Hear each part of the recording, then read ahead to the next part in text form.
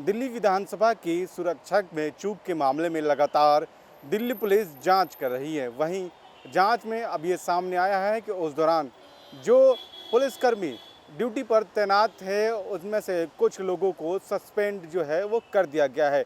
वहीं अन्य जो सुरक्षा एजेंसियां जो वहां पर तैनात होती है उन पर जांच एजेंसियों द्वारा बैठाया गया है। आपको याद होगा कि किस प्रकार से दिल्ली विधानसभा के गेट नंबर 2 से एक यूपी नंबर जो गाड़ी है वो घुस जाती है। इसमें यह बताया जाता है कि जो सुरक्षा बैरियर होता है वो गाड़ी तोड़ देती है और अंदर घुस जाती है, जिसमें से एक व्यक्ति निकलता है। और ये भी बताया जाता है कि एक जो गुलदस्ता है वो स्पीकर का जो वहाँ पे हाउस होता है उसके बाहर वो रख के भागने में भी कामयाब हो जाता है। हालांकि दिल्ली पुलिस जो है कुछ ही घंटों में उसको पकड़ लेती है। पकड़ने के बाद जब पूरी जांच पड़ताल की जाती है तो ये पता चलता है कि वो यूपी के पीलीभीत का रहने वाला है, जिसके बाद पुलिस जो है उसे कोर्ट में भी पेश करती है। कोर्ट में पेशी के दौरान जो है दिल्ली पुलिस जो है 10 दिनों की रिमांड मांगती है, जिसमें से 8 दिनों की रिमांड जो है वो पुलिस को मिल जाती है।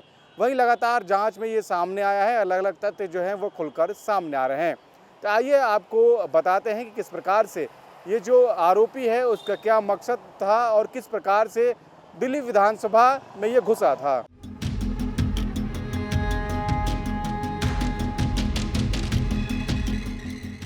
सोमवार को एक शख्स सरबजीत सिंह अपनी कार लेकर सीधे विधानसभा परिसर में घुस गया और कुछ ही पलों में पूरे इलाके में हड़कंप मच गया। अब इस मामले में जो खुलासा हुआ है वो और भी चौंकाने वाला है। पुलिस पूछताछ में आरोपी ने दावा किया है कि उसने यह कदम अपने लापता भतीजे के मामले पर ध्यान आकर्षित करने के लिए उठाया था। बताया जा रहा है कि सरबजीत सिंह उत्तर प्रदेश के पीलीभीत जिले का रहने वाला एक किसान है जो अपने भतीजे हरमन की गुमशुदगी को लेकर काफी परेशान था। हरमन पश्चिमी दिल्ली में बीटेक का छात्र है और 1 अप्रैल से लापता बताया जा रहा है। उसकी आखिरी लोकेशन पंजाब के आनंदपुर साहिब में ट्रेस हुई थी। परिवार के मुताबिक सरबजीत को इस पूरे मामले की जानकारी समय पर नहीं दी गई थी, जिसके चलते वो और ज्यादा बेचैन हो गया। सूत्रों के अनुसार सरबजीत पहले संसद परिसर में घुसने की कोशिश भी कर चुका था, लेकिन असफल रहने के बाद उसने दिल्ली विधानसभा को निशाना बनाया। घटना के बाद वो अकेले अपनी कार लेकर विधानसभा के वीआईपी गेट नंबर 2 तक पहुंचा और गेट को तोड़ते हुए अंदर दाखिल हो गया।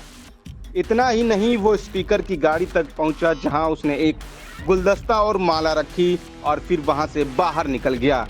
हालांकि कुछ ही घंटों के भीतर पुलिस ने उसे गिरफ्तार कर लिया और अब उससे लगातार पूछताछ की जा रही है। पुलिस उसके दावों की जांच कर रही है और यह भी पता लगाने की कोशिश कर रही है कि कहीं इसके पीछे कोई और साजिश तो नहीं। वहीं इस घटना के बाद दिल्ली विधानसभा की सुरक्षा में बड़े बदलाव किए जा रहे हैं।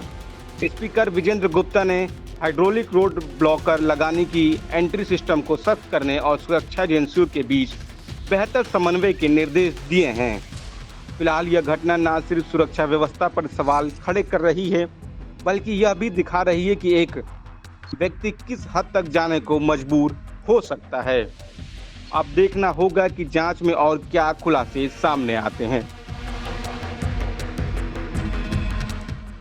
Now the time Punjab Kesari के लिए दिल्ली से अजीत सिंह की रिपोर्ट।